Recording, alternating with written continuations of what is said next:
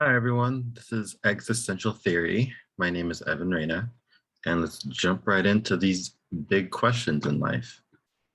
Like, why are we here? What happens when we die? What's our purpose? How can we live a meaningful life?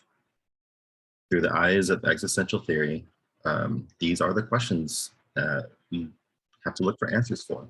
Um, Probably just like Viktor Frankl and Irvin Yalom, they would argue that part of the reason why humans experience anxiety and depression is because we don't have the answers to these questions. And so looking for them, seeking them, finding them um, will ultimately uh, help give us the freedom that we're looking for and the meaning that we're looking for in life and help us self-actualize. Um, some of the principles involved in existential theory: suffering is a human achievement and accomplishment. Through suffering, through hardship, that's where we experience growth, and that's where we experience, opportunities to better ourselves. Uh, Same thing with guilt, regret. These emotions provide the opportunity to change oneself for the better. Um, and empower ourselves to make better choices when we know what we don't want to do and we've experienced the thing that we don't want to experience anymore. We can decide right then and there, the next decision I make will be a decision that I want. um, Vulnerability motivates a person to become authentic. We need to understand and accept our true selves, and searching for what that means for us, being authentic with what we feel, what we experience, how we experience it, and being vulnerable, those help build true relationships, and those can be healing. Life's unpredictability provides an individual with an incentive to take responsible action. So we don't know what's going to happen tomorrow. We don't know what's going to happen next week, but we know what's going to happen right now. We can decide right now what we want to do. So a big part of existential theory is really focus on what can we do right now, what's within our power at this moment. Some of the major constructs, some of the big questions center around death in life. So how a person accepts or ignores death determines their psychological well-being. Comfortable with the life we're living? Are we anxious about death? What can we do to become more comfortable? What can we do to minimize our anxiety around death? Freedom and responsibility. People can make each moment the way they wish. The ability to choose reactions grants freedom. Now, this can be anxiety inducing for people because once you realize you have that freedom, um, that has a lot of responsibility. Your freedom to decide how you want to be now, how you choose to be, you still have the consequences of those choices. And so dealing with the responsibility of the choices that you make is a very important part of existential theory. Isolation and connection. People eschew connection out of fear. They want these connections though, because relationships promote healing. They are a big part of how we understand the world and how we understand ourselves in connection to the world. So it's important for humans to be connected, and feeling isolation is something that will be a source of anxiety. Meaninglessness and meaning. Seeking meaning grants us purpose. Meaning is implicit in self-discovery and self-awareness.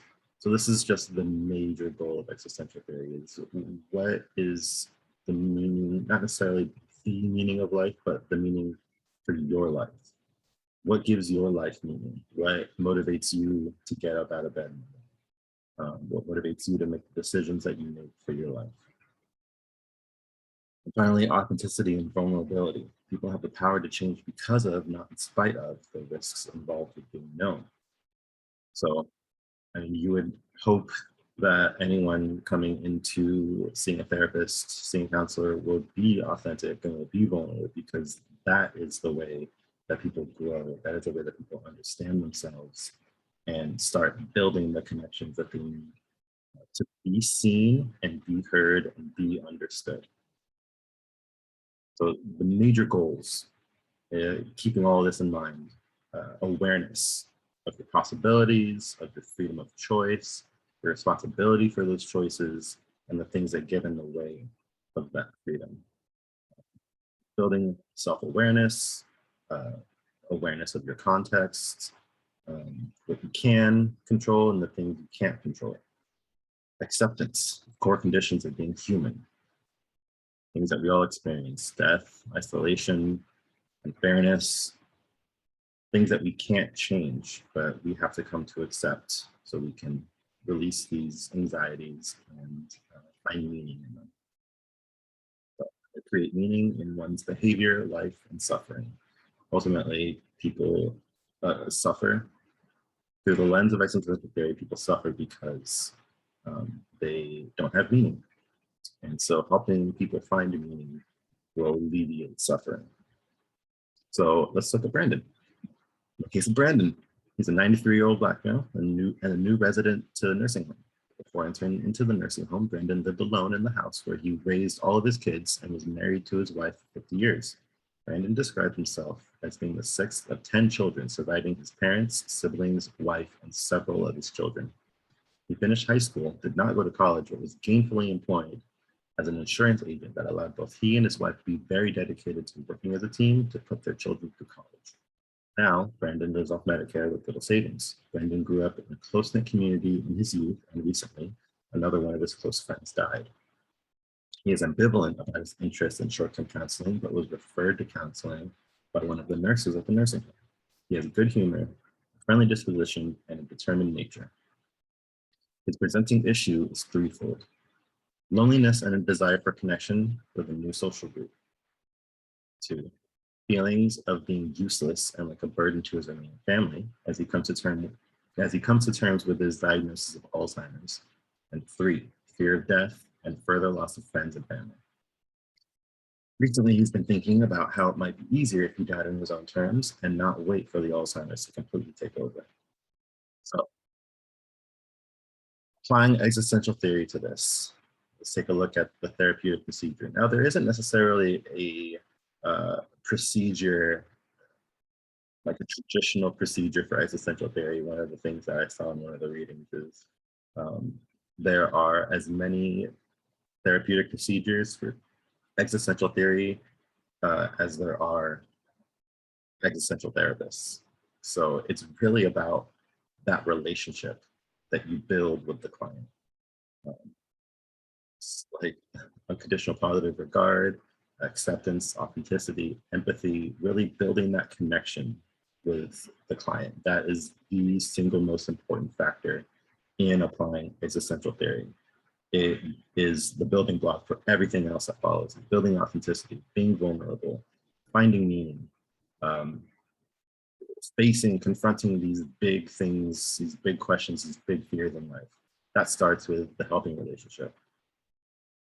Staying focused on the here and now, being present and insist the client be present as well. So basically that means, what can we do now? Yes, everything has happened, everything you've experienced has led to this point, but what can you do now that you're at this point? What is in your power? So staying focused on the here and now is another big part of applying existential theory to counseling, and acknowledge and aim to transcend his fears. Ultimately, that's the goal, is to transcend the anxiety, transcend the fears, find meaning. Experiential reflection will bring awareness and authenticity. So applying this more to Brandon's particular case. So he's experiencing loneliness, right? Loneliness is part of being human. It is something that humans experience. His new environment where he's currently living now is an opportunity to connect with others who might also be sharing his experiences. And building these relationships can heal. Feeling useless and like a burden to his own family as he comes to terms with his diagnosis of Alzheimer's. So accepting his diagnosis will be an important part of applying existential theory to Brandon's case, finding a way to accept, yes, this is the road we're heading down. What can we do? Um, his self-worth is tied to feeling useful. He spent a long time um, working hard and providing for others, and now he's no longer doing that. This is what was giving his life meaning then. So what can we do to give life meaning now?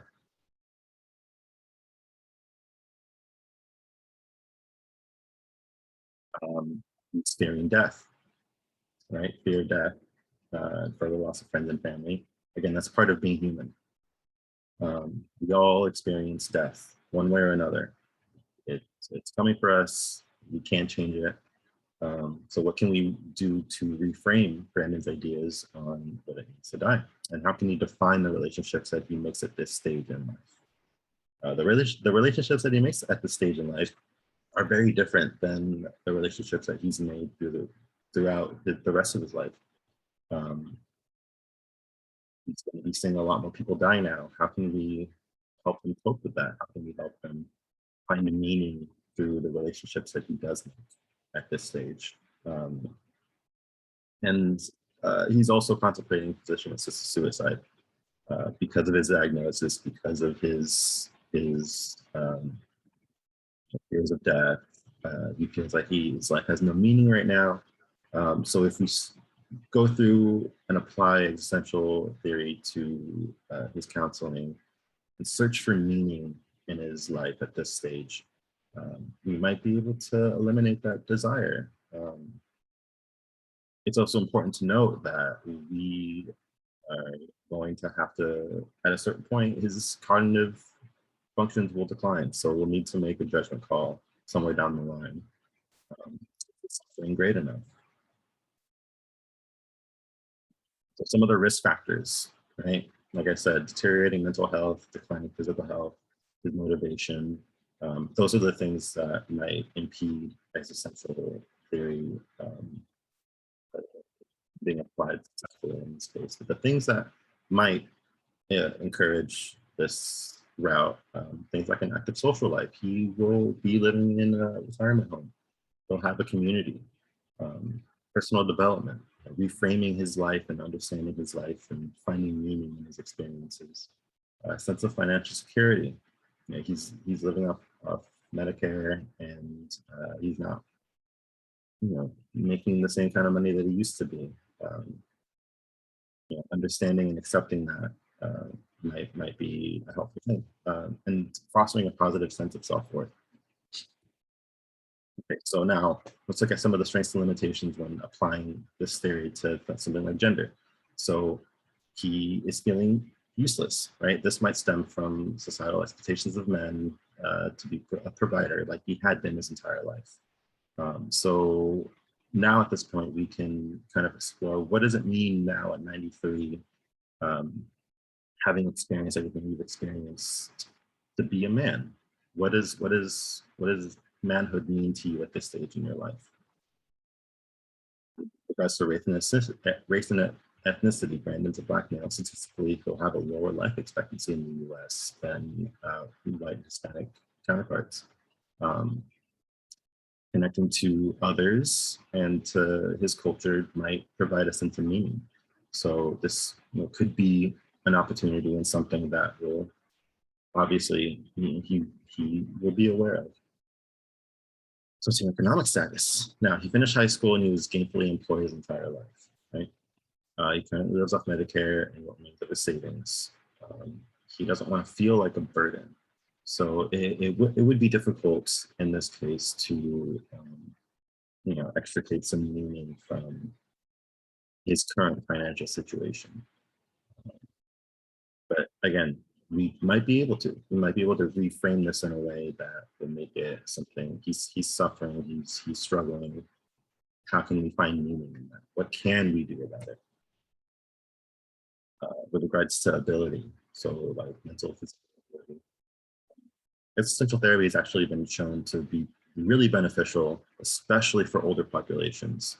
A lot of it has to do with meaning, finding life's meaning, and death, which is a big part of getting older. and understanding your life. Geriatric populations are more likely to be receptive as opposed to children. So you kind of do need a little bit more cognitive ability to be able to reflect and to ponder these big questions. Um, that's why it's especially effective for people who are masculine. So we can presume that he's heterosexual. If he wanted to explore sexual orientation, this is something that he could do through existentialism. You know, if you feel some sort of guilt about not experiencing things that you maybe wanted to experience, um, you know, this isn't a presenting concern, but if it did become a concern, existential theory could definitely be helpful in exploring that. Now, with regards to religion, he makes no mention of being religious, but spirituality and existential therapy really go hand in hand. For a lot of people, it is an avenue that people can find meaning and purpose. So it may not necessarily be religion as we traditionally think about it. There is an element of spirituality to it, which doesn't have to be religious. It could just be connecting to fellow humans and understanding the human condition. That is something that with existential theory, we can have people reflect on and try to find meaning and connection. A lot of times that results in a sense of spirituality. So let's set some goals for Brandon, okay? So let's try to foster some meaningful connections. We can do that through community events in the retirement home and explore group therapy. Connection is something that's meaningful to Brandon. He defined himself through connections, and he had been feeling pretty isolated. Now, if he's in a new environment, you know, what does it mean for him to live in a community now instead of living alone? I'd like to cultivate a stronger sense of self-worth through defining meaning. So talking about, you know, his life, what is his life meant to him? How can he define himself now in this new phase of life? And then finally, we should definitely confront the fears around his Alzheimer's and death. This is a tough one because we don't know from the story, from the case study we were given, where exactly he is in his cognitive decline. But it's definitely something that we need to address and address quickly. What can we do with the time that we have now? But how can we keep the times with this diagnosis?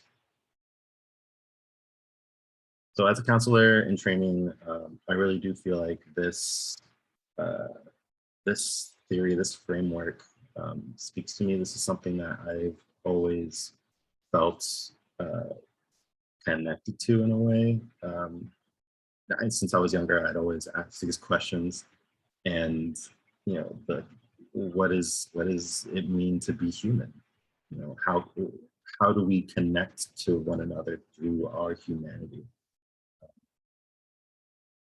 Those things really, really intrigue me, and finding answers to those questions has been important for me. As a client, I've experienced